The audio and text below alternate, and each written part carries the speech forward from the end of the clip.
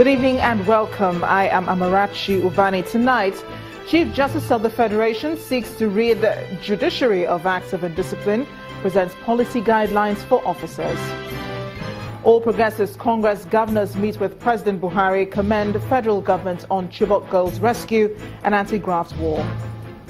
Army establishes operational base in Damaturu axis to forestall further raids by insurgents.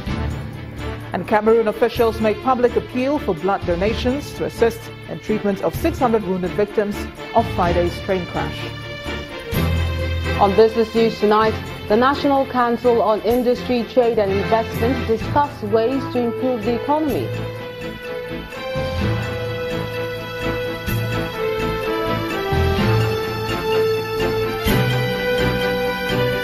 And on Sports News tonight, Spanish giants Real Madrid dominate 30-man shortlist for 2016 Ballon d'Or with 6 nominees. And from Abuja, I am Ibrahim Adra. National Population Commission proposes 222 billion naira budget towards conduct of national census in 2018.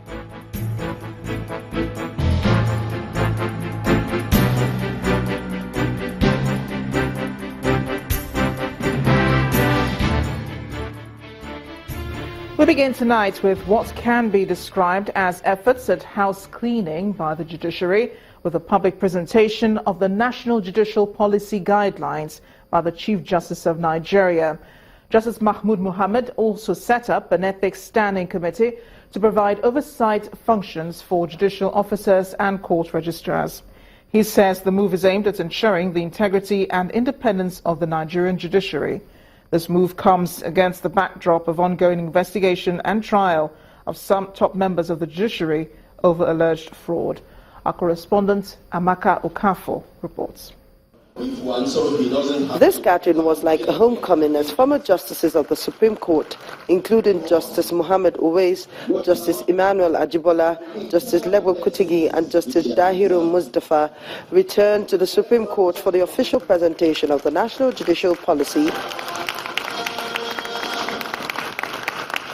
and the inauguration of the Ethics Standing Committee by the National Judicial Council. Even though the chairman of the Implementation Committee says the policy and the committee predates the events of the 7th and 8th of October, when about 7 justices in the country were arrested and detained for alleged corruption and breach of professional ethics, the Chief Justice of Nigeria says the policy is aimed at ensuring discipline among judicial officers and quality justice delivery.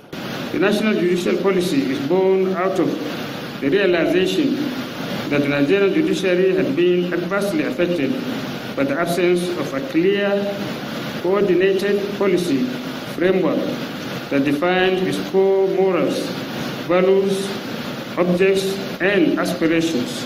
The Chief Justice also inaugurated a 10-man ethics standing committee headed by former Chief Justice of Nigeria, Justice Legbo Kutigi. The committee will conduct periodic surveys on behalf of the National Judicial Council. These periodic measurements will also act as a form of oversight, ensuring that any reports of laxity on the part of judicial officers are investigated and appropriately dealt with by the Council. But for a former Chief Justice of Nigeria, the move will put to rest a long-held belief that the judiciary lacked a far-reaching discipline structure. I had always opined that our judges needed to be guided by common sets of values while enabling the judiciary to uniformly develop using the same overreaching principle that will enable us to optimally perform our critical constitutional mandate. The policy provides guidelines on judicial discipline, code of conduct, performance and independence. It also has provisions for judicial transparency and anti-corruption. Amaka Okafor, Channels Television News.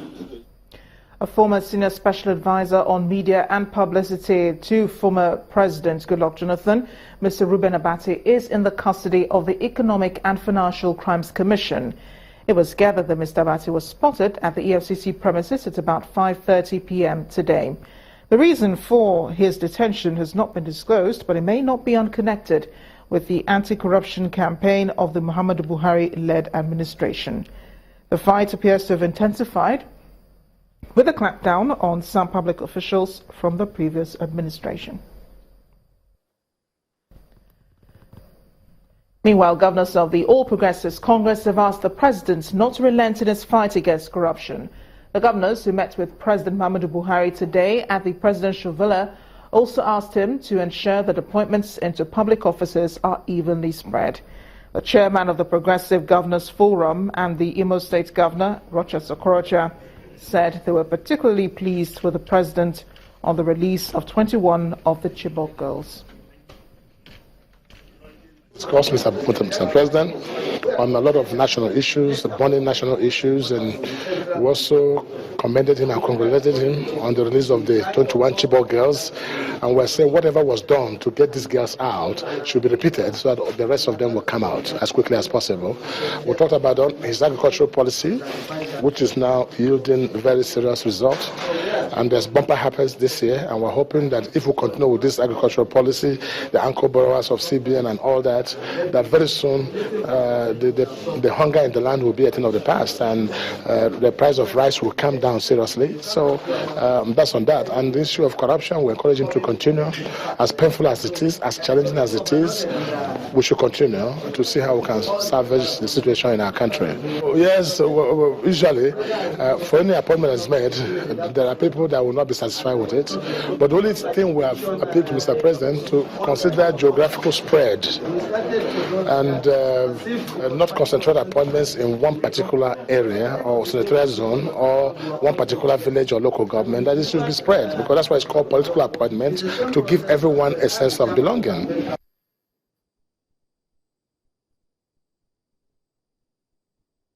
Imo State Governor Rochas Okorocha to health issues now. The United Nations Children's Fund, UNICEF, is asking the federal government to strengthen the nation's primary healthcare system to curtail the spread of wild polio virus in the northeast. The Chief of Health for UNICEF in Nigeria, Mr. John Agbo, made the appeal at a press conference in Abuja to mark the 2016 World Polio Day. Meanwhile, the Minister of Health, Professor Isaac Adewale, says the government has already spent over 8 billion naira on immunization of children as part of government's efforts to curb further spread of the virus. Free certification suffered a major setback in August this year when 4 new cases of wild polio virus was reported in the northeast. The federal government immediately launched an emergency response team to curtail the spread of the virus. At this news conference to mark the 2016 World Polio Day, the Minister of Health says the government has spent over 8 billion naira for vaccination of children. Directly, we have released 9.8 billion naira meant for polio campaign, and this is being utilized. When the exercise is over, we will sit down and take stock and read the account. Our vision is that, as stated by Mr. President, to have a Nigerian-free polio, Nigeria that is free of polio in 2017. And when Nigeria is free of polio, Africa will also be free of polio. Meanwhile, the country's Chief of Health for UNICEF is urging the government to strengthen the nation's primary healthcare system in order to consolidate the little gains already made. At the point, you remember very well the minister's agenda on renovating 10,000 primary healthcare facilities in Nigeria. I think that's in line with that, to ensure that these primary healthcare facilities do exist and are capable of providing a comprehensive package of services as defined in the ward minimum package in Nigeria. 1 primary healthcare in each ward in Nigeria. At a separate press conference, the Senate Committee Chairman on Primary Healthcare, Senator Mao Hwabunwa, calls on the executive to strengthen the routine immunization of children under age 5. We also want to reiterate the importance of strengthening routine immunization with strong routine immunization programs. Structures at primary healthcare center level to strengthen routine immunization should be supported. Over 30 million children have been vaccinated in Nigeria against polio in the 3 rounds of emergency response to the recent outbreak. Joining me to take a further look at the re-emergence of polio and the government's renewed fight against it is the immunization manager for UNICEF, Mr. Modibo Kasogwe. He joins us from our studios in Abuja. Mr. Kasogwe, thank you for joining us on the News at 10. Is it right to say that this renewed fight against polio amounts to starting all over again in the race to certify Nigeria as polio-free? Yeah, basically, yes and no, really, because as you might remember, in 2015, Nigeria was taken off the list of polio-endemic countries because of the fact that the country with the partners were able to mount a certain response that got them to at least stop the circulation of the polio virus, which got the World Health Organization to take Nigeria off the list of endemic polio countries.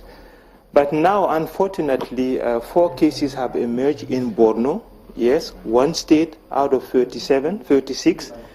Yeah, so which got us to, yes, you can call it a setback, but I think it's a step that got us to rethink our strategies and to see how we can best go about fighting this particular disease and get it to till the end. Yeah. So we were taken off the list, but now we are back in on the list of endemic countries. So it's up to now the government and partners to mount a particular response that is going to enable us to see the business till the end of it. Now, a whopping 8 to 9 billion naira is said to have been spent since the month of August this year when fresh cases were discovered in the northeast. What exactly has this money gone into? Now, the money has gone into several aspects of the strategy. Usually, when after having not seen cases of poliovirus, and when it emerges, it will require the country and partners to mount a response to put in place some key strategies that are known to be relevant in the fight against poliovirus. One would be to conduct some campaigns. Yeah, an immediate response will be necessary in the area that has been affected by the disease and the surrounding zones. And after that, a certain number of rounds would be in order. Basically, when the cases were notified in Borno, the government and partners came and conducted an immediate response. And after that, they started doing some rounds of supplementary immunization activities. Started in August, September, October. 2 rounds are scheduled, and November. So altogether, we'll have 5 rounds of polio campaigns in addition to the immediate response that was done in the circumscribed areas where the cases were notified. Now, very quickly, Mr. Kasogwe, when do you forecast that Nigeria will become polio-free again?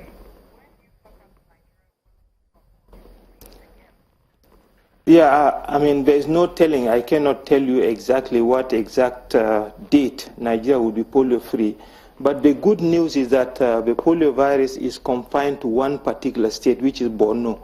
Obviously, because of the insurgency, we can understand that there are issues having to do with security and the population having access to services.